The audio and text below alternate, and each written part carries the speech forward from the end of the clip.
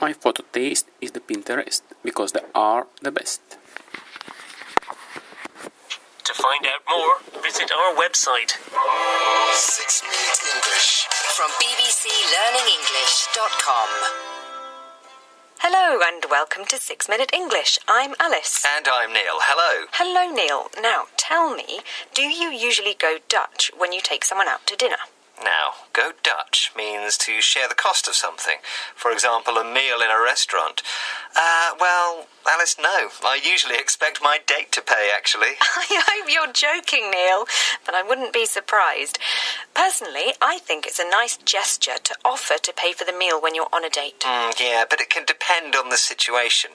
Some people might be offended if you offered to pay for everything. Well, yes, true. Clearly you're not going to offend those people, Neil, though, are you? And I won't be going to dinner with you anytime soon.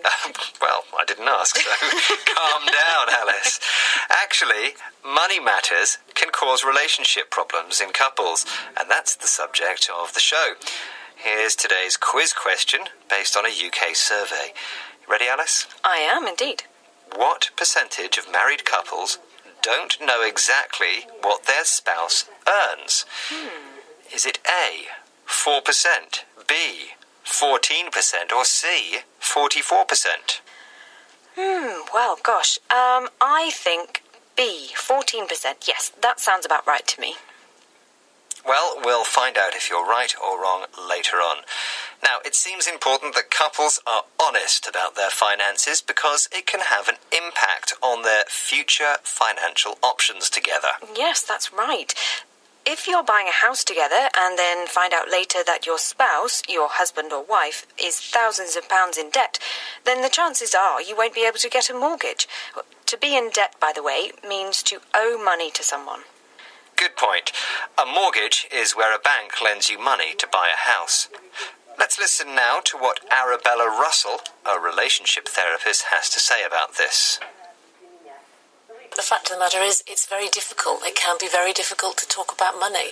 Often when we talk about money, its emotions very close to us. There's guilt, there's shame. What have we done in the past? To start those conversations is complicated. Money can be about how we value ourselves, how we feel valued. It's not just a simple case of talking about hard cash. Arabella talks about hard cash. Now, what does that mean? Well, we say hard cash when we talk about physical money, the coins and banknotes, as opposed to other types of payment. And why do we find it so difficult to talk about cash, Alice? Well, because we get emotional about it.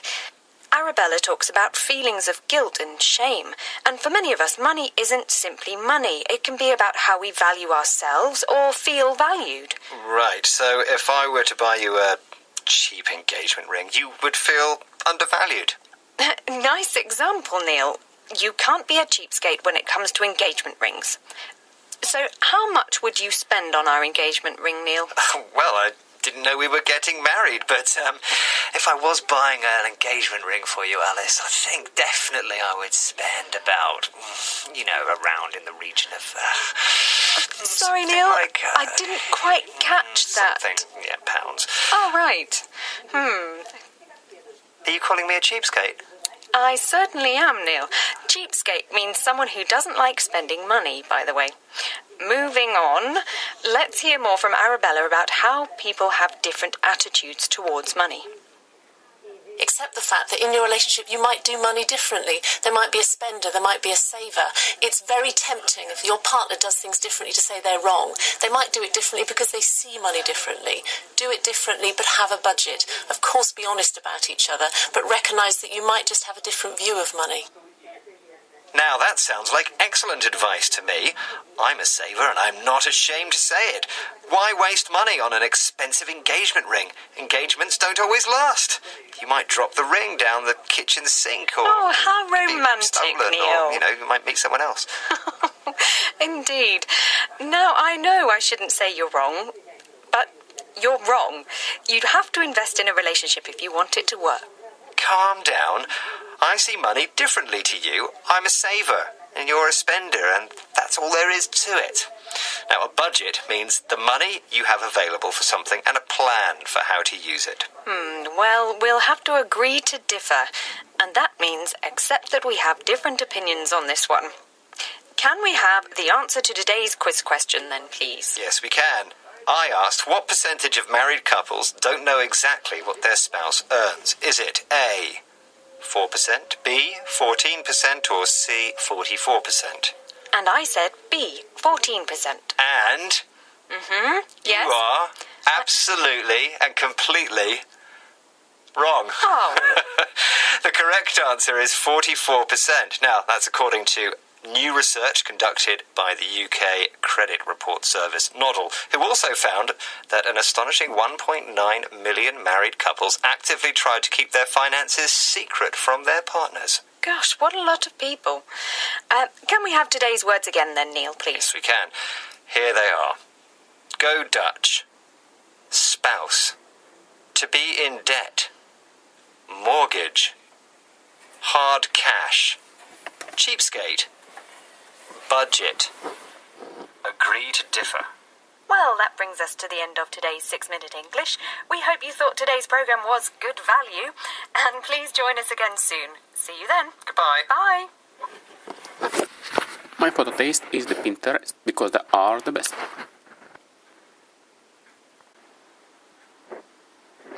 Flick to link, link to flick. I pulled off its bag. I ran the Geiger counter up its needles, and I heard the most beautiful sound. It was the sound of Birch talking to Fir. And Birch was saying, "Hey, can I help you?" And Fir was saying, "Yeah, can you send me some of your carbon?" I was so excited. I ran from plot to plot and I checked all 80 replicates. The evidence was clear. Paper Birch and Douglas Fir were in a lively two-way conversation. It turns out at that time of the year in the summer that Birch was sending more carbon to Fir than Fir was sending back to Birch, especially when the fir was shaded. And then in later experiments, we found the opposite, that Fir was sending more carbon to Birch than Birch was sending to Fir. And this was because the fir was still growing while the birch was leafless. So it turns out the two species were interdependent, like yin and yang. And at that moment, everything came into focus for me. I knew I'd found something big, something that would change the way we look at how trees interact in forests, from not just competitors, but to cooperators. Now, you have to understand that Suzanne's discovery was pretty revolutionary because up until this point, most ecologists believed that trees competed against each other, that their world was like a Darwinian struggle with winners and losers. Yeah, that they're competing for light and water and nutrients. And that the strongest trees were the ones that grew tall, the ones that dominated the canopy and took all the resources. It was like, oh, I'm going to get what I want, and I don't care what my neighbor needs. But Suzanne's experiment showed that something else was true. They're actually sending messages back and forth that balances the resource distribution among the community. In other words, trees aren't just connected, they're actually sharing resources with each other. So what we found initially, if one tree had a lot of water in it or a lot of nitrogen or had high photosynthetic rate, and if one tree is sick, then the neighboring tree shuttles more of those nutrients to that suffering tree. And when you say communicate, do they actually communicate? Like, do they warn each other about like a fire or an invasive species or something? Yes, so if one tree gets damaged by, say, mountain pine beetle, the injured seedling will up its defense enzymes, and then the receiving tree will then increase its defense enzymes because it knows now that there's some kind of damaging agent around. Wow. So how are they doing this? Like, how are they communicating through an underground network? So they're physically connected by these microscopic fungi. And so mushrooms? Yes, you're right. We call them hyphae or mycelium. In fact, like if you were to, peel back the surface of the forest floor, you'll see the fungi that are linking these trees together. They're very visible, and it's these white and yellow, different colored threads they look like, sewing threads, but they're fungal threads.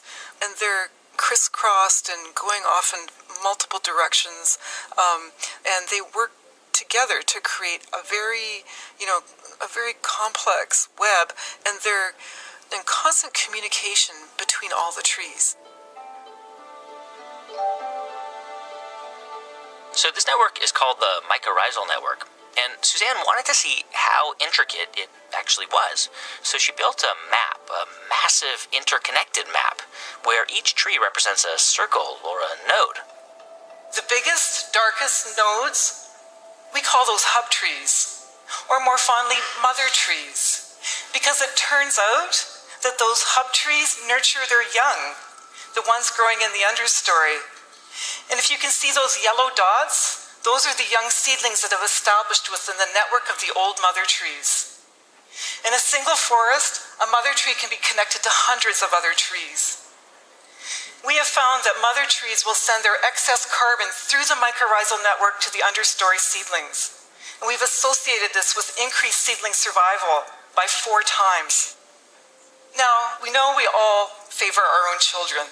And I wondered, could Douglas fir recognize its own kin? So we set about an experiment. We grew mother trees with kin and stranger seedlings. And it turns out they do recognize their kin. Mother trees colonize their kin with bigger mycorrhizal networks. They send them more carbon below ground. They even reduce their own root competition to make elbow room for their kids. When mother trees are injured or dying, they also send messages, wisdom, onto the next generation of seedlings. And these have increased the resistance of those seedlings to future stresses. It's almost like what these trees, and especially what the mother trees are doing, it's almost like a selfless act. Well, it seems like that at the surface, but when you start digging down into the multiple interactions going on in the forest, it's not really a selfless act, because trees need a complex or a diverse community to thrive in. They need, other plants that can cycle nutrients more quickly or that can access nutrients in different niches. They need other neighbors that are resistant to insects and diseases. So it's actually in their self-interest to be sharing these resources with their neighbors to make sure their neighbors, their diverse community, is vibrant, because that feeds back to them, and then they're more vibrant and healthy. Yeah, it's almost like they need each other.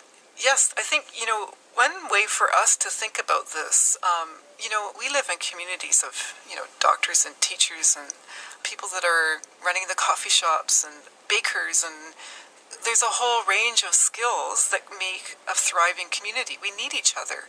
If you take away, the baker, then we've got no bread. If we take away the banker, where do we get our money? So it's the same in a forest. There's all these different species, and they're all part of this holistic, functioning ecosystem. They all have a role to play, just like in our human communities. And if you lose one of those key individuals, then the whole thing has to reorganize itself to make up for what's missing. Forests aren't simply collections of trees. They're complex systems with hubs and networks that overlap and connect trees and allow them to communicate. And they provide avenues for feedbacks and adaptation. And this makes the forest resilient. That's because there are many hub trees and many overlapping networks. But they're also vulnerable, because hub trees are not unlike rivets in an airplane. You can take out 1 or 2 and the plane still flies. But you take out 1 too many, or maybe that one holding on the wings, and the whole system collapses. Well, the great thing about forests as complex systems is they have enormous capacity to self-heal. In our recent experiments, we found with retention of hub trees and regeneration to a diversity of species and genes and genotypes, that these mycorrhizal networks, they recover really rapidly. We need to regenerate our forests with a diversity of species and genotypes and structures by planting and allowing natural regeneration. We have to give Mother Nature the tools she needs to use her intelligence to self-heal. And we need to remember that forests aren't just a bunch of trees competing with each other. They're super cooperators. Thank you.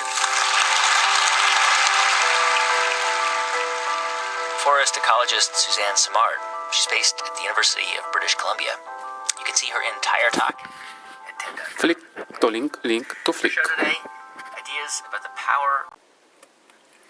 My photo taste is the Pinterest because they are the best. To find out more, visit our website. 6-Minute English From bbclearningenglish.com. Hello and welcome to 6-Minute English. I'm Alice. And I'm Neil. Hello. Hello, Neil. Now, tell me, do you usually go Dutch when you take someone out to dinner? Now, go Dutch means to share the cost of something. For example, a meal in a restaurant. Well, Alice, no.